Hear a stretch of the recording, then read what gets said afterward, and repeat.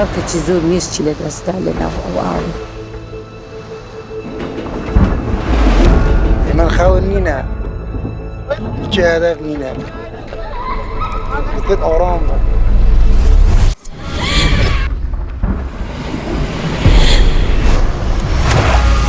چێروکێکم بیستووە کەس حەز ناکەی گوێ لێ بێتەن.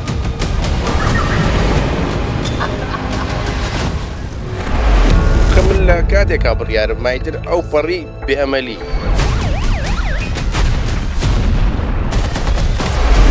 لە کوردەکانە لە سەدا 30 بۆ 40 زیاتر بەس ئەو منتیقەیە. یعنی کورد دەتوانێت بڵێ زیاتر لە 10,000 بۆ.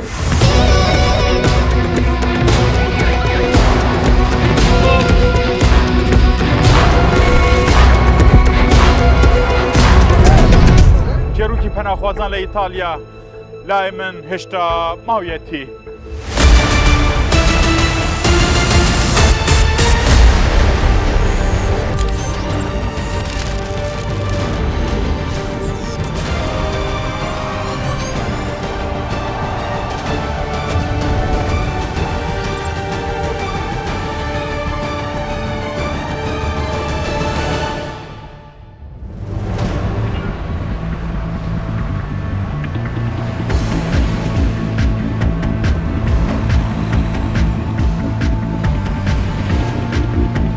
ئەم جارە لە پاریسم.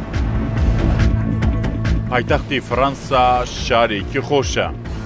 ماوای فڕەنسیەکان و خەڵکی دنیاشە. ئاستی ژیان و خۆشگوزەرانی لە پاریس بەرزە. هێزی چەکدار تەناهی پاریس و فرەڕەنگی دەپارێزن. من بۆ پاریس نەهاتووم.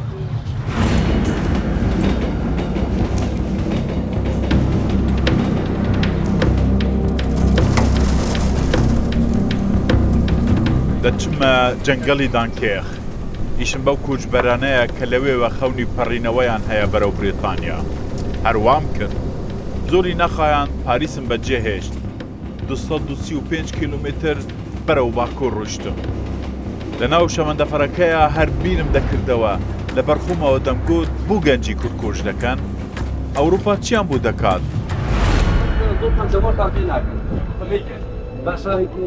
ئێرە شاری دانکێخە. هەردا بەزین بەسەر ئەم وەزعایە کەوتم. ئەم دوو کوچبەرە کوردن. دەست پۆلیس کەوتون. ویستم قسەیان لەگەڵ بکەم. پۆلیس وتی نابێت. ئێدی هەردووکیانی برد. لە کەی هاتوو بوون؟ لە ئیتالیا هاتوون؟ ناوتان چییە؟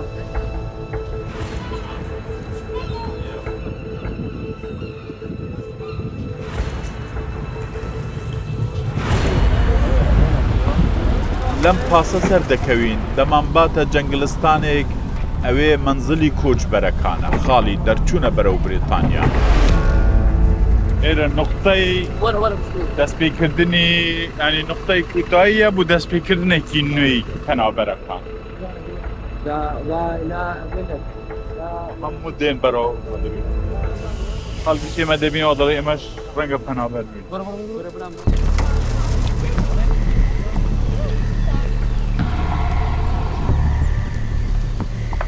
زیاتر چوومە نێو قۆڵایی جەنگلستانەکە. قاچاقچی کولفیل کولی ئێرەن. کەس لە فەرمانی ئەوان دەرناچێت ئەم مێحوەرە هەمووی لە دەستی ئەوانە. لە ناو دڵی جەنگەڵ جوانم بینی منداڵێکی 11 ساڵ منی ساکاند. مێر منداڵەکە دەبوو لە باوەشی دایکیا بێ کەچی بە تەنیا لێرەیە بە تەمای چوپ و پەڕینەوەیە. ئەوانە هەموو شوێنی پەناخوازەکان لە ناو جەنگلستانە. بۆ نەفەری لێرەنە. ئەو چییە؟ ئەو جوانە. بوو بە تەنیا هاتی؟ بخۆم پێم پۆرتم. ماڵی هەنگار بە تەنیا هاتوون؟ ئەدی عایلەی ئەنگۆ؟ والله قسمي الله بخاطري ئەی کوان ماڵ باوکرد دایکت برا خۆش کرد؟ ئەم بخاطري لە کوردستانەوە بەخوا هاتن حتا ئێرە. کەی سەفەر دەکەن؟ خوانیان زانی ساڵی مەخلوق. جاو خۆش بیدەڕن. جاو خۆش بێت. آره والله حتا بێدەڕن. آره والله وارد زاري بدوشي زاري دروتات ناس دكري بس سوباكيت تاقيني چەند جارن گۆڕۆشێنە و گەڕان؟ او دوم ساعت دوم جيم معنا لا خوشك انا تشوف ئەی خۆشیەکە؟ خوشك وي سر دكوي دروي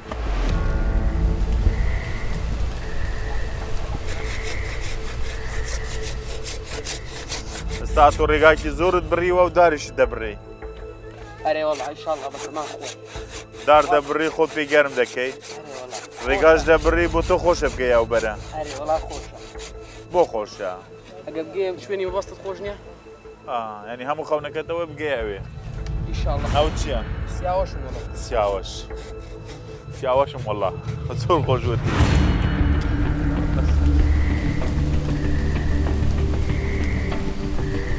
هاوینە بەڵام ئێرە ساردە ئەم کوڕە کوردانەی ڕۆژهەڵات ئاگریان کردوتەوە خۆیان گەرم دەکەنەوە دانیشتن لەگەڵیان خۆش بوو هەموو خوێندەوار و خاوەن منداڵن ژیانی سەخت ڕاپێکی ئەم ڕێگا دوو بەختیەی کردوون ئەم گەنجانە هەموو کوژ دەکەن هەمووی لە ترسێ قسە هەڵبێ وەختێک گەنجێک نەتوانێت خەرجی گیفانی خۆی دەرهێنێت پێی عیب بێ بابی بڵێ بۆ پڵی بابی نەتوانی خەرجی ماڵ دەرێن چ بکات بەنەزەر وەختێک ئیش نەبێت چ بکات مەزبورە هەڵە دڕۆلە ئەوروپا بکات بەڵام گەنجەکانی باشووری کوردستان ئەوان چی مشکلیان هەیە بۆ بە کەس بەرپرسیاریان ناکات جوان ئەو هەموو جوانە جوانە لێرەکانە بۆچی دێت مەسەلە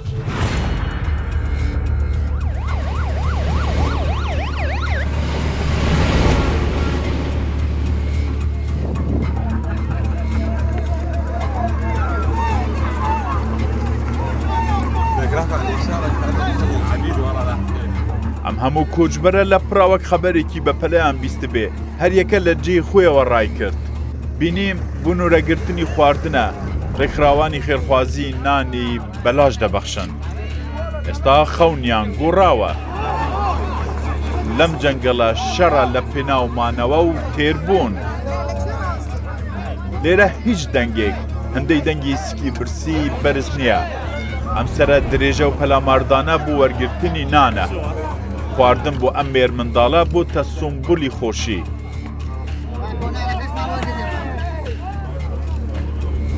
دەمەوێت لەو خێزان و گەنجە کوردانە بپرسم بەڕاست بۆ کوژ دەکەن تۆ خەلکیێ خەلک سلێمانی خۆشە ئێرە بوو تۆ والله عیبی نییە کۆ لە سلێمانیەت بێ ئیش بووین لێرە بەس نییە مە بەلاش خواردنێنێ و عیبی چییە ئەجا ئێرە خۆشترە ئێستا کوردستان خۆشترە بوو تۆ وڵایەرە بۆم خۆشترە ئەمەنەیان سووری هێناوەتە شارەکەمەوە مەجای ئیشکردنیشمان نەماوە ئێستا توش دەچێ وڵاتێک ئەوانش دەڵێن کاکەوە کوژبەر هەڵتێرە ئیشی بۆی منە هێشتە وڵاوانی ئەوە نیە بەردەوام وەریەکرێنەوە ئیشانەی ئێستا کوردێک لێ خەڵکی خۆیان نایگەن هەش پەشێمان نەبووی هاتووی ناوەڵا من لە کاتێکا بڕیارم مایتر ئەو پەڕی بێئەمەلی چاو عیلە نوێ گەیشتونە تێرە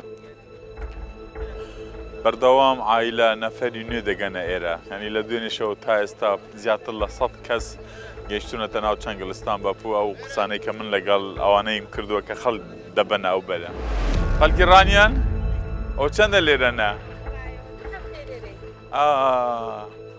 زۆر هاتوون لە ڕانیا بۆ ئێرە والله ما ولا انا بيزرج بالرين 20 ڕۆژ لە ڕێگا بوون بيزرج دفي اري ولا لە ڕانیا حتا ئێرە بالي اري ولا الرين ئەدی ئەگوارە ئەو عیلە بەتەنیانە بالي يا فش مالي بس يا خموت ليره هيا دەچنەوە بریتانیا بالي خەڵ زۆر هاتووە لە ڕانیا اري والله اما هم حايلين نقضى چەندتان خەرج کردیە حتا دەگەنەوێ والله لا شج دفتر حتا ئێستا اري والله تا استا بۆ ئێرەش بۆ بریتانیا استاجنا بويري والله يدري صرف كاين بخوي بلاك دەفتەر نی دەڕوە بخوي دروا بلاك ئەوە حەف دەفتەر نیو هەش دەفتەر اري والله بۆ دینیژ گەلێک تێن قالك ها بوديني تاي جماعة كوي تاي زۆرن ژدهوکێ و زاخۆ و شێڵاتێ حمي دراتي خودي دەبوو مخواش بۆ مشۆ وڵاتە خواناتێڵە من نەخواشی دێدە تبقى بريطانيا حمي خونتها دي من خاون نینە هیچ هەدەف نینە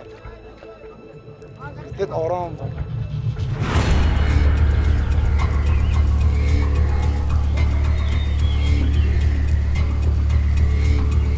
هەر لەم جەنگەڵە دەچمە لای ئەمڕەش پێستانە دەمەوێت بزانم ئەوان بۆ کۆژ دەکەن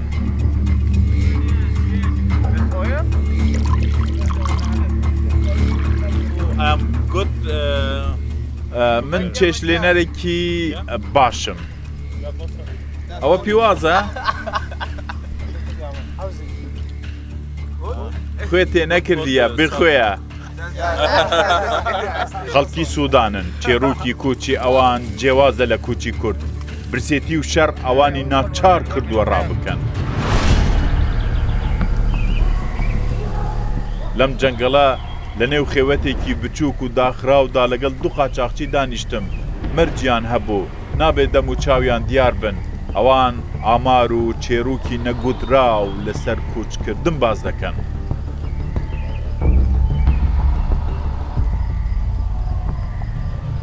تعدادی کەسی ناکەن ئەبخوتێنە بژنە مۆڵتۆن ژێڤەڕێی کۆمرنەیە بژم بڵان یعنی ئەم تعدادی ناچوونە مۆڵە کەسی ئیلا تو دمانە فەرەینێ وایانە ئەبخۆ بە دڵێ خوددایە سەدا چەند ئەوانەی دەچن کوردن سەدا لەوانی لە هەموو دنیا دێنە ئێرە دەچن سەدا چلی کوردە لەو کوردانە سەدا چەندی زۆرترینی چ مانتەقەکەن ڕانێ و قەڵات زیاد پشتە چەندە لە کوردەکانە لە سەدا 30 بۆ 40 زیاتر بەس ئەو منتیقەیە ئەدی مانتەقەکان کرد بۆ دینی گەلاتێن بۆ دینی فولانەکە بۆ دینی وزاڵ و گەلاتێن فول بووە ئەوش زۆرن گەلە زۆرن گەلە ئێستا مەسەن ئەف ساڵە هەمووی مانگی 1 و 2 3 و 7 تۆنوکە 3-4 بۆ دینیت کوڕە فەقیر دێن یان کوڕە دەوڵەمەندیش دێن وەڵا هەموودا هەموودا کو یانی کوڕە داوڵەمەژی دەێت کوڕە زۆبتۆ تێن کوڕە بۆ ماسولانی وەکتێن لێرە چەکی عەجایب هەیە تەقا ئەکرێشەوە هەیە بیستومە بکەیسی هەیە لێرە M4 هەموو چەک هەیە کلاسیک و بکەیسی هەموو دەوانجا ئارپیچ نا ئارپیچ ڕمانە نینە تاپڕ هەیە پرسی هەیە بەسی درەنجە جاریش هەیە پێویستە پێت بێت پێویستە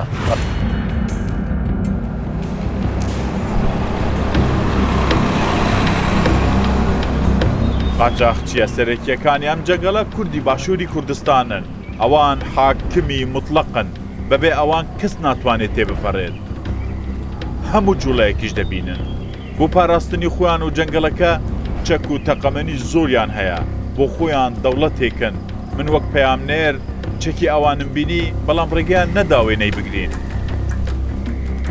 خەڵکی تورکیا، ئیران، عێراق، ئەلبانیا، هند، ئەفریقا، سۆمال، جورجیا، بەنگلادێش، تاجیکستان، ئەریتری، سووریا و ئەفغانستان هەر هەموویان لێرەون لە ژێر دەستی قاچاقچی باشووری کوردستان کوژ دەکەن.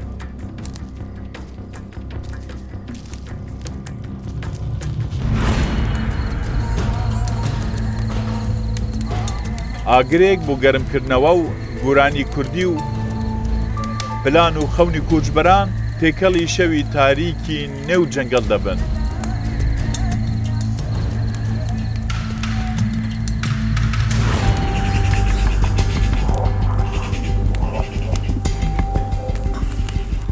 شەوێک لە نێو ئەم جەنگەڵەدا ماینەوە. ڕۆژێکی نوێ هەڵات بەسەر دیمەنی ئەم منداڵانە هەڵبووم. ئەوان نازانم بوو لێرەن بەرەو کوێ دەچن بوو دەچن کاتێ لەگەڵ دایک و باوکیان قسم کرد گوتیان بۆ مستەقبەلی ئەوان کوژ دەکەین.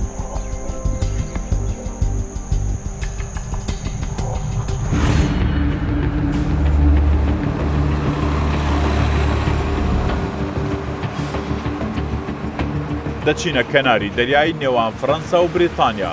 ئەوێ ڕۆژێ شەهوڵی دەریا بەرز بوو ڕێگای کوچکردن خەتەر بوو.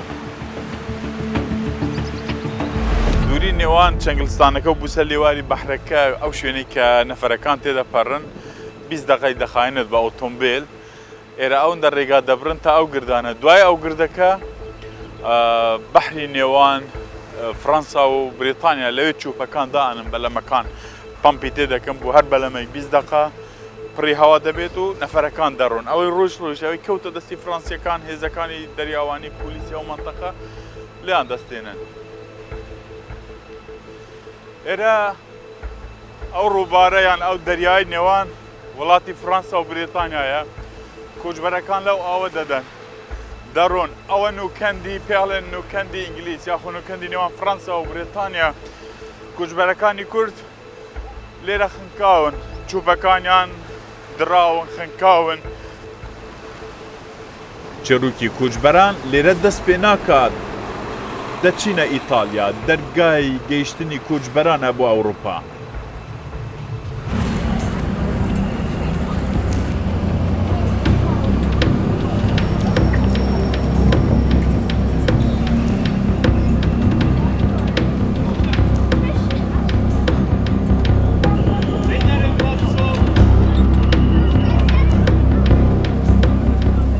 پەنابەرانی کورد سەر و ماڵ و منداڵی خۆیان هەڵدەگرن لە دەریایەکی بێ ئامان دەدەن.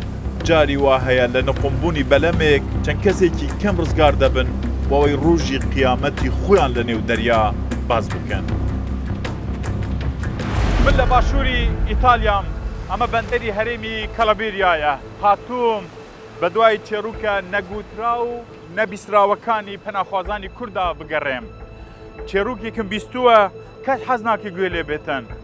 من هیویدار ئەحمەد ئەو چێروکە بوتان باز دەکەم کە پەناخوازانی کورد بەم یەختە گەیشتونەتە ئەوروپا. چێروکی پەناخوازانی کورد هێشتا ماویەتی.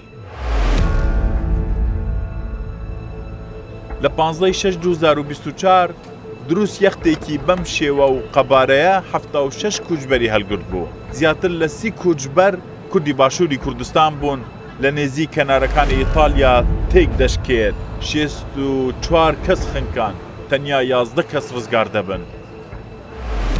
لەگەڵ سێ لە ڕزگاربووانی بەلەمەکە قسە دەکەم بۆ ئەوی بزانم چێروکەکە چوون بوو. ئاوی خواردنەوە لە نێو بەلەمەکە نامینێت. هیچ ئاماژەیەکیش دیار نییە کەی و چوون دەگەن. هەموویان داوای ئاوی خواردنەوە دەکەن. ئەوەی یەختەکە داهاژوت ناوی حوسێینە. خەڵکی ئیرانە لەگەڵ 2 منداڵی 3 و 4 ساڵی. ئاوی خواردنەوەی هەبووە. ئەو ویستوەتی ئاو لە سندوقی نێویەختەکە دەربهێنێت. بە هەڵا پەنجەی بە دوگمەی چوپی فریاکەوتنی نێویەختەکە دەکەوێت، یەکسەر چوپەکە دەبێتەوە و یەختەکە دەتەقێت. ئافرەتێکی ڕزگاربووی نێویەختەکە کە هاوژین و 3 منداڵی لە دەستداوە لە نێو ئاوی دەریا خنکاون. بە چاوی خۆی هەموو قوربانیەکانی بینیوە و دواتر شەپۆڵە هارەکانی نێو دەریا یەک بە یەکی لەگەڵ خۆی بردووە. لەوە تاڵتر کوشتنی کچەکەی بووە لەلام پیاوێکی کورد لە دوای شکانی یەختەکە و مردنی ئەو هەموو خەڵکە. لەبەر هەستیاری بابەتەکە دەم و چاوی ئەو ئافرەتە دەرناچێت. ئەو کەسەی کە تومەتی کوشتنی ئەو کچەی لەسرە بە بڕیاری دادوەر لەلام پۆلیسی ئیتالیاوە گیراوە. کچەکەم زۆر بێتاقەت و بێهێز بوو. دام نابوو درێژم کردی بوو. ئەو هات لەسەر سینجی دانیش. هەر ئەوەندە کوو هەستا کە لە دە و هاتە دەرێت خنکاندی لەسەر سینجی کوو دانیش. چۆن دانیش لەسەر بە هەردوو چۆچی. ئۆی یەکسەر بینیوت دانیش بووم دا ئەوە درێژم کرد بوو هەردەم بۆ کچم هەستا مەینا تاقەت پێت نەوتوامەکە. بابا گوتم بەخەر چ بکەم، یعنی هەرچم گوت دوای ئیستیفادەی نەبوو. ئەم خۆشەیی و گۆرانی گوتنەی کوچبەران چەند کاژێرێکی کەمی پێشکان و نەقۆمبوونی یەختەکە بوو. مەراقم بوو بزانم بۆ گۆرانیان گوت. ئەو گۆرانیەی کە لە ناو کەشێکەدا ئەوەی لە ئاوی 3-5 قوتار بوو. ئەو لە خۆشیەوەی لە ئاوەکەی قوتار بووین ئەو گۆرانیە گۆترا. گەڕام بۆ هەرێمی کەڵەبێریا دەمەوێ ئەبوو حەمزە ببینم. خەڵکی سووریایە. شەڕی وڵاتەکەی ئەوی ناچار کردووە کۆچ بکات. شێخ محەممەد ئەبوو حەمزە لە 2016ەوە وەک مامۆستایەکی ئاینی ئیسلام لەو دەڤەرە مامەڵەی لەگەڵ دەکرێت. لەسەر ئەو کوچبەرانەی دەبنە قوربانی دەریاکە نوێژی مردوو دەکات. ئەوانەی لە 2016 2017 2018 و تاوە کوێستان نوێژت لەسەر کردبێ. خەڵکی چ وڵاتێک چ ناوچەیەکن؟ القادمين من كردستان ئەوانەی لە کوردستانەوە دێن و ئەوانەشی کە لە هەرێمەکانی دیکەی کوردی دێن دەریا بووەتە گۆڕستان بۆ ئەوان. ئەمە کارەساتە بەمانای وشە کارەسات.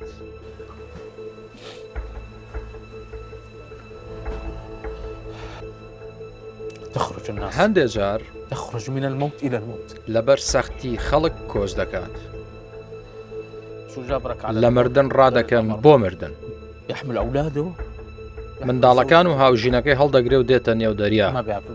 نازانن چارەنووسیان چی دەبێ و زۆرینەشیان مردن و دەمرن.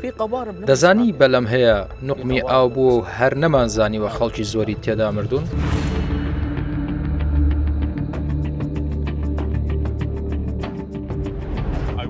دەمەوێت ببینم دەتوانی دەرگا بکەیەوە بۆ گەڕان بە دوای کوچبەران و بەلەمی کوچبەران دەبێ مۆڵەت لە هێزی پاسەوانی دەریای ئیتالیا وەربگرین باشە چاوەڕێ دەکەم چاوەڕێ ئەەکەم ئێرە ئەو بەشەیە کە دەچێت پەناپەر لە ناو دەریا ڕزگار دەکاتن لە هەرێمی کەلەبێریا دوای وەرگرتنی زانیاری و دوکومنتی فەرمی ڕازی بوون بە بەلەم بڕۆین پێش ئەوەی بچینە نێو دەریا هەندێک کوچبەری کوردم بینی بە بەلەم گەیشتونەتە بەندەری کەلەبێریا لە باشووری ئیتالیا چەند بەلەمی کوچبەران لە چاو 2 ساڵ پێش ئێستا کەم بووتەوە یان زیاد بووە بەڵێ دەتوانم بڵم 150 کەم بۆتەوە من نازانم بۆ ئەو گەنجە کیە وە بزانم کووردە بەڵێ ئەوە کووردە من نازانم بەڕاستی بۆ لێرە ڕایان گرتووە لەگەڵ من وەرە وەرە دەچین قسەی لەگەڵ دەکەین لەگەڵ من وەرە من چەند خولەکێکی کەمم هەیە باشی کاک سەلامەتی ئەم ناوم هیڤزا ڕەحمەدە لە ڕووداوم تو باشی کەی هاتیێرە بەخوا دەری دووشەوە گەیشتنێرە لەکوێ هاتبوون وەڵا لە تورکیەوە لە تورکیاوە هات لێرە دابەزین چەند کەس بوون وەڵا نزیکی 63 کەس بوون هەموو ڕزگار بوون وەڵا خەڵکی کێو کێ بوون وەڵا خەڵکی ئێران بوون خۆم خەڵکی کوردستانی ئێرانم و خەڵکی نزیکی 30 نەفەرمان خەڵکی کوردستانی ئێران بوو و باقی تر 6 کەسیشمان پاکستانی بوو 2 کەسمان سووریایی بوو نا مشكلة ما بقصك اللي نخوه لا من فقط بيجا فقط مشكلة نعم جنك شكايتي كردو لا مشكلة شيء كردو دەمەوێت بەس بزانم ئەوان چۆن هاتوونەتە ئێرە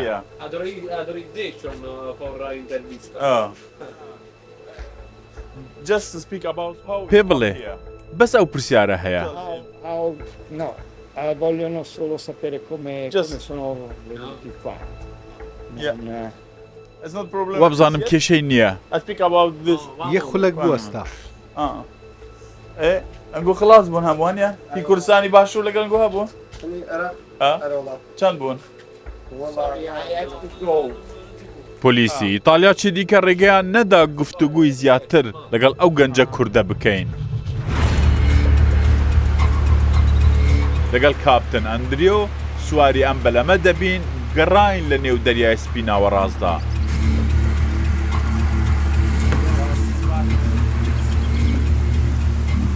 دەریایەکی ترسناکە شەپۆڵەکان ئارن لە بەلەمێکی ڕاوچیکردنی ماسی نزیک بووینەوە ئایا چ زانیاری لەسەر بەلەمی کوچبەران هەیە؟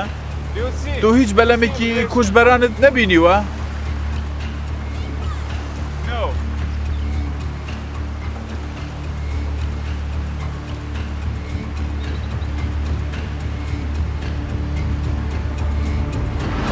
ئێمە لە ناو دەریای سپی ناوەڕاستداین لە سنووری ئیتالیا ئەم دەریایە بووتە پردی سیراتی مستەقیم بۆ گەیشتنی پەناخوازانی کورد بۆ ئەوروپا ئەمە قسەی پەناخوازێکی کووردە چێروکی زۆر ناخەژین لەسەر یەختەکان لە ناو ئەو دەریایە لەسەر کورد ڕووی داوە بەڵام باسکردنی ئەم چێروکانە هێشتا نەبووتە ڕێگە لە کوچکردنی کوردەکان بۆ ئەوروپا بگرێت ئێمە لە ناو دەریای سپیداین چێروکی پەناخوازانی کورد هێشتا ماویەتی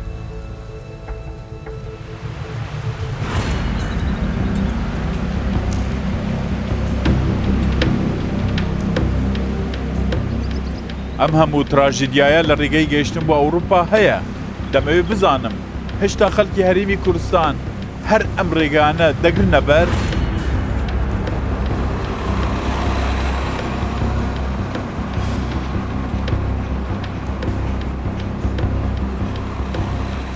چوومەوە باشووری کوردستان دەمەوێت بچمە دەڤەری ڕانیا بە کانگای کوچکردن بەرەو ئەوروپادا دەنرێت گەرمترین گفتوگوی خەڵکی ئەم دەڤەرە کوچکردنی گەنجەکانیانە ئەوانەی بڕیاری کوچکردن دەدەن ڕەنگە نەزانن کە کەوتنە ڕێ مردنێکی حەتمی لە ڕێگای ئەواندا هەیە بەڵام کوچکردن بۆ ئەوروپا هەر هەیە و هێشتا ماویەتی شەڕی پارتی و یەکێتی ئەم لێرە مەزێش تێدەگەی ئێستا 2024 هەروە خۆیەتی ئەمە دروست پێش ئێستا لە سەر حدودی فەڕەنسا بریتانیا بووم ئایلە گەنجی زۆری ڕانیایم بینی ئاڵی نەکار و کاسبی هەیە نە ئیشێک هەیە هەری دۆرە ئیشێک بۆ دەست تا بیکەین ئەم چیاڵێ ناو گەنجانە دەنێرن گەراجی ببینە پاسەکان ڕاوەستاون لەبێ ئیشە ئەمە هەموو سایق پاس یەک کەس دێرە دەمێنێ هەمووتان بڕۆ هەمووی با بڕۆ خەڵکە ئەخنکێ لە ناو بەحر عایلەی کام تو لێرە خنکاوی با لێ هەر بخینکی تو لێرە خنکاوی کاکە ئەوە خنکان نییە مە خنکاوی ئێستا یەکێک تو ببینێ ناڵێەوە تو دەفعی گەنج دەکەی بڕۆ وەڵڵا با چیڵێ با بڵێ ئەوەی لە زگیاتی بابێنێتە دەر وەڵڵی منەڵم یەک گەز دێرە نەمێ کاکە جا ژیان نییە ژیان ئێستا تۆ بۆ چیە ژی بۆ خۆش ناتوێ بۆ خۆشی بژی ئێگە تو خۆشیت نەبینی بە هەر ئەوەی کێ دەڵەوەی چتا ئەوروپا خۆش دەژێت ئەرە کاکە شەرکرێکاری کاک باش قەینا لێ شتێکاری بەڵام تەمینی تەمین